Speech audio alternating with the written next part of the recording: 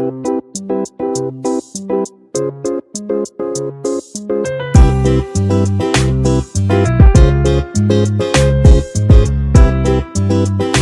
नमस्ते. आजची रेसिपी आहे मिरचीचा ठेसा. पण तुम्ही आहे ना हिरव्या मिरचीचा भरपूर ठेसा खाल्लाय, पण एकदा हा लाल मिरचीचा ठेसा बघा.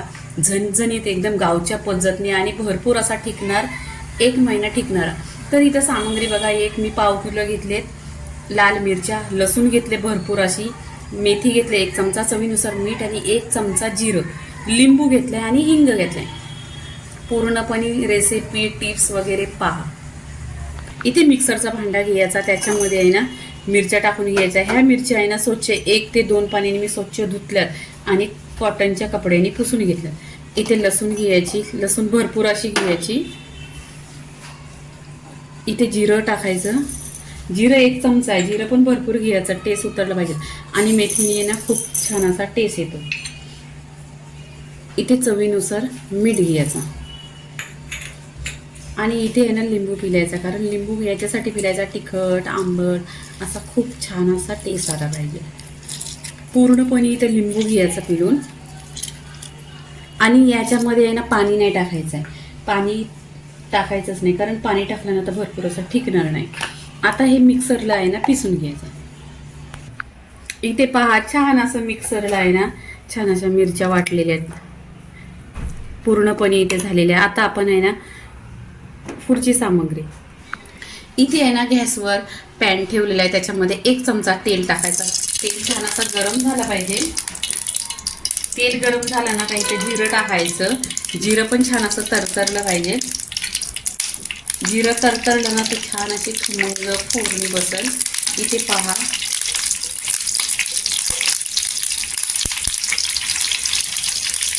इथे फोडणीमध्ये हिंग टाकायचं, चिमूटभर हिंग टाकलेलं आहे, 1 चिमटी. आता इथे आहे ना जे आपण ठेसा बनवलेला आहे तो टाकून घ्यायचा. बघा छान असा दरदरा पिसलेला आहे. त्याच्यामध्ये आहे ना लसणीचे पण थोडे थोडे फोर राहिले ना तरी पण चालेल, टेस्टी खूप लागतं. इथे पहा, तेल असं छान गरम झाला पाहिजे आणि तेलावर आहे छान असं फ्राय करून घ्यायचा.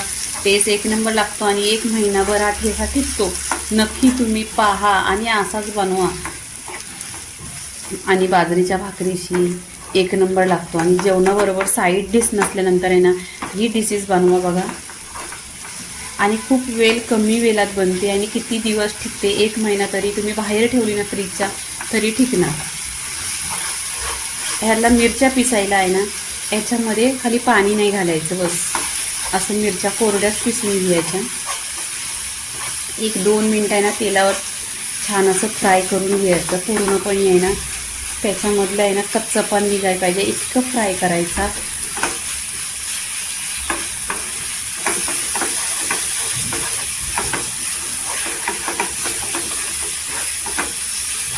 आता इथे आहे ना 2 मिनिटं पूर्णपणे झालेले आहेत आणि छान असा इथे पहा फ्राय झालेला आहे. पूर्णपणे त्यातला कच्चा पण निघालेला आहे.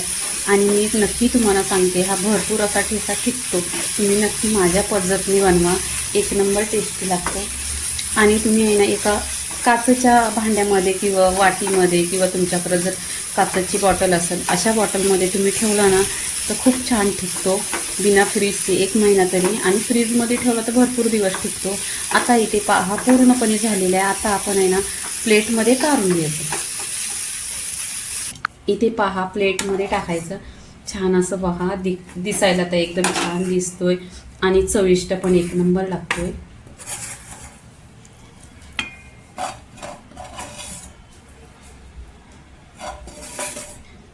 इथे पूर्णपणे मिरचीच्या ठेशाचे मिरचीचा ठेसा पूर्णपणे झालेला आहे. लाईक करा, शेअर करा, सबस्क्राईब करा आणि नेहमीच खात राहा. धन्यवाद.